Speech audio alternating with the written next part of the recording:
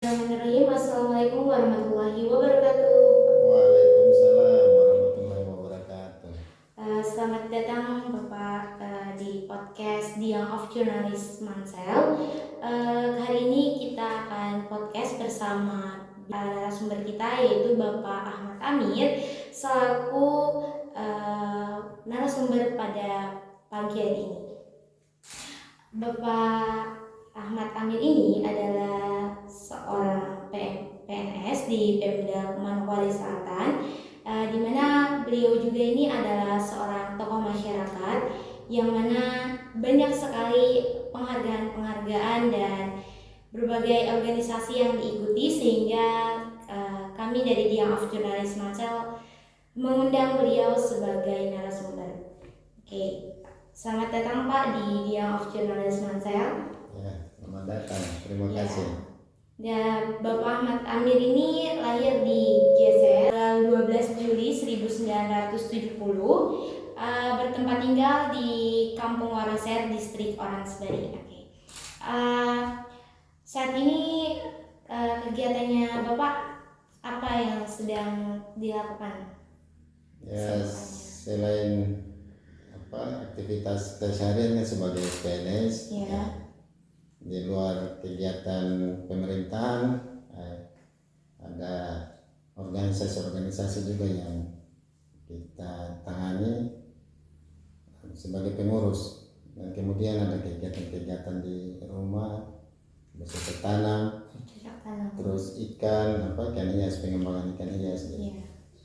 Oke, untuk tadi dari ada beberapa kesibukan yang Bapak sebutkan, kalau menurut Bapak tentang pandangan nih terhadap pemuda-pemudi di Oransbari ini untuk membuat aktivitas yang baik sehingga terhindar dari hal-hal atau pergaulan yang tidak baik, dari seperti kegiatan yang Bapak sebutkan, kira-kira bagaimana ke depannya?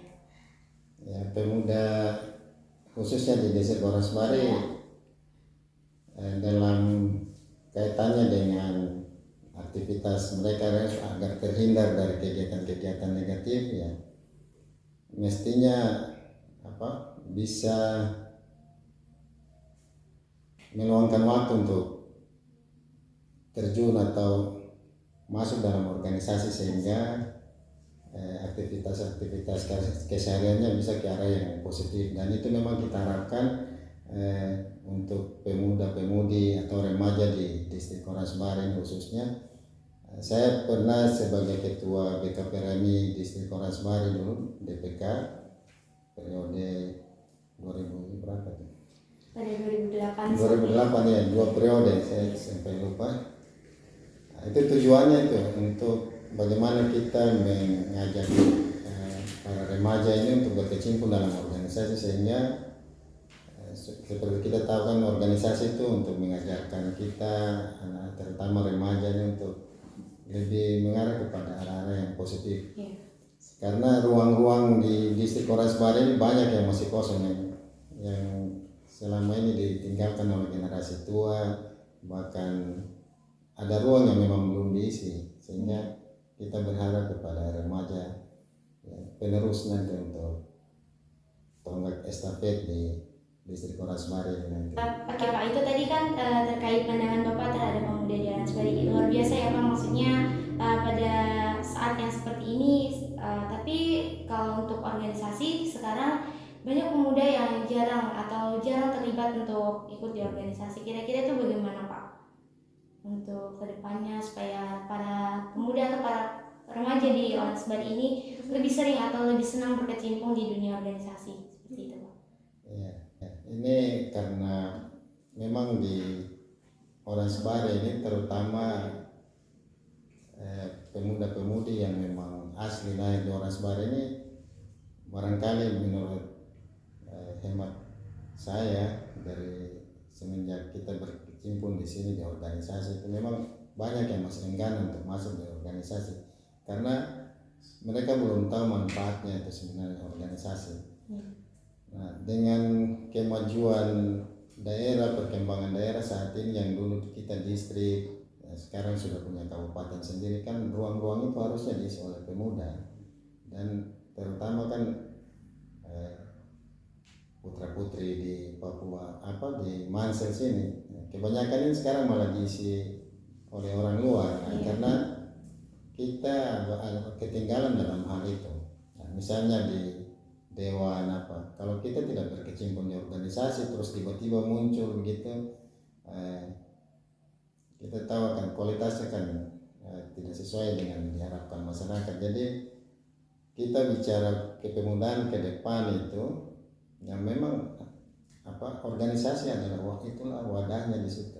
Kalau misalkan tiba-tiba orang bilang terus masuk di partai di mana, itu semacam, kalau istilah sekarang karbit seperti itu. Jadi memang di organisasi itulah tempat kita dididik untuk bagaimana kita berinteraksi dengan orang luar, kita berinteraksi dengan para pejabat seperti itu. Tapi tadi kendalanya itu minat itu, orang belum merasakan manfaat organisasi. Organisasi memang saat berkecimpung belum merasakan saat itu. Nanti setelah misalkan sudah selesai, kita sudah tamat, atau saat kita masuk organisasi masih kita usia sekolah, masih dalam pendidikan, belum terasa betul. Nanti setelah itu baru rasa manfaatnya seperti apa. Nah, kualitas seseorang itu tidak bisa secara instan nanti dia, kecuali dia sudah memang punya talenta, ditakdirkan untuk jadi pemimpinnya tanpa melalui prosesnya, sudah punya karisma, punya bakat dari lahir. Tapi untuk menjadi pemimpin yang baik itu dia memang harus melalui itu organisasi, minimal dia di tingkat RT atau di lingkungan seperti itu. Itu penjelasan yang luar biasa Pak, terima kasih. Dan tapi dari itu kan ada beberapa juga yang memang enggan untuk berkontribusi dan berkecimpung di dunia organisasi. Bahkan pada saat ini mungkin di masyarakat masih banyak terdapat nikah di usia dini. Kira-kira itu bagaimana Pak pendapatnya kalau tentang nikah di usia dini yang pada dasarnya paling banyak dari anak-anak sekolah, dari tingkat remaja, seperti itu? Nikah usia dini kan tidak terlepas dari pendidikan juga, pendidikan agama maupun pendidikan kesehatan. Karena tadi salah satu persoalan kita kan harus lihat akar masalahnya. Dia nikah karena apa? Karena memang terpaksa atau karena memang sudah memang dijodohkan seperti itu. Tapi kalau memang dijodohkan itu artinya pemahaman orang tua juga begitu. Kemudian kalau memang terpaksa tadi karena pergaulan tadi seperti itu. Kalau untuk solusi sendiri dari berbagai macam pergaulan bebas yang ada di sini kan tadi salah satunya Bapak katakan bahwasannya berikut organisasi. Tapi mungkin dari Bapak bisa memberikan solusi lain seperti dari kesibukan yang Bapak punya seperti mengelola tanaman hias ataupun budidaya ikan hias atau segala macam. Kira-kira bisa nggak untuk para remaja itu bisa melakukan hal yang sama dengan Bapak? Selain para remaja ini kan di usia-usia itu sekarang pertama dia menempuh pendidikan. Nah, selain itu kan ada hal lain yang bisa dilakukan, terutama di zaman sekarang kita dituntut untuk bagaimana bisa berjuang di bidang pendidikan, kemudian sisi ekonomi. Nah, di ekonomi ini kan dengan zaman sekarang, dengan teknologi sekarang, orang bisa berbisnis memanfaatkan teknologi, memanfaatkan halaman rumah, pekarangan, itu kan semua bisa kita manfaatkan itu. Nah, tetapi untuk menuju semua itu kan harus punya dasar keilmuan, dasar pengetahuan tentang hal itu sehingga bisa menjalankan hal-hal tersebut dengan baik. Sehingga yang sekarang ini orang bilang pergaulan bebas kalau misalnya kita fokus di pendidikan, terus kemudian di samping itu ada kesibukan di luar itu kan bisa menekan hal-hal tersebutnya. Misalnya contoh misalnya HP ini sekarang ini dengan teknologi ini kita bisa berbisnis dengan ini, sudah tidak kita gunakan hanya untuk bersosialisasi dengan ini, tapi kita bisa gunakan ini untuk berbisnis. Jadi ini sebagai teknologi kita gunakan, bukan apa istilahnya kita kalah dengan kita disiasati sama teknologi, tetapi kita yang menyiasati teknologi seharusnya gitu. Oke, baik Pak. Solusi yang sangat luar biasa untuk kami dari para pemuda. Oke, kalau bicara tentang organisasi lagi nih Pak, kan tadi Bapak bahas bahwasanya dari organisasi itu kita semuanya bisa berproses, bahwasanya kita bisa menjadi orang yang besar itu mulai dari hal-hal yang kecil. Kira-kira nih Pak, kalau untuk para pemuda itu wajib nggak sih untuk mengikuti organisasi itu? Ya idealnya wajib, tapi pada kenyataannya kan tidak seperti itu. Tetapi kalau kita lihat di dalam kualitas kapasitas orang yang sedang memimpin, itu rata-rata orang yang memang dari organisasi, bukan dia ketika jadi pemimpin yang bagus. Coba dicek saja apa latar belakangnya, pasti dari pernah berorganisasi. Jadi jawabannya adalah wajib dan itu sebuah proses untuk Ya, kita cuma menjadi proses. seorang yang Iya. lebih baik lagi. Oke Pak, kemarin dengar-dengar nih bahwasanya Bapak ini memenangkan lomba untuk membuat logo Kabupaten Manokwari Selatan. Itu filosofinya apa sih Pak dari logo itu? Terima kasih. Jadi saat itu kan ada dalam mencari lambang untuk Manokwari Selatan ini kan dibikin sayembara, semacam sayembara. Kita coba-coba ikut dan alhamdulillah saya berhasil untuk memenangkan itu melalui proses yang panjang, melalui penilaian juri yang independen dari provinsi dan dari berbagai latar belakang profesi. Nah, filosofi yang ada di dalam logo itu sebenarnya kita mulai dari dari luar gambar itu, tapi kalau ada gambarnya dulu. Nah, di luar itu kan ada logo padi dan kapas, itu umumnya itu menuju ke kesejahteraan. Kemudian kalau kita ke dalamnya itu di luarnya itu kan bingkai 5 ini menunjukkan Pancasila. Kemudian masuk kalau ada di situ ada pilar-pilar, itu ada 6 pilar itu.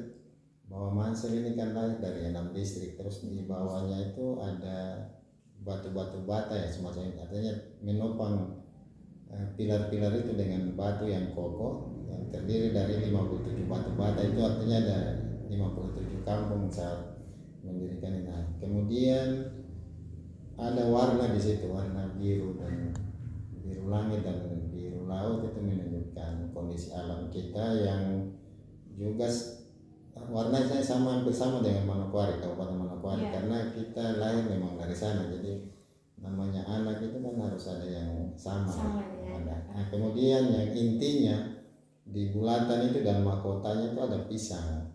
Nah, pisang itu secara filosofi ada, kita lihat pisang itu punya semangat, dia secara filosofi itu paling kuat. Artinya setelah dia menghasilkan baru bisa dia mati. Sebelum menghasilkan dia tetap tumbuh terus. Nah, kemudian dari sisi ini dia melambangkan pertanian. Jadi di Manokwari Selatan ini rata-rata punya latar belakang dari tani, dan perspektif ke depan Manokwari Selatan akan dibangun dari pertanian.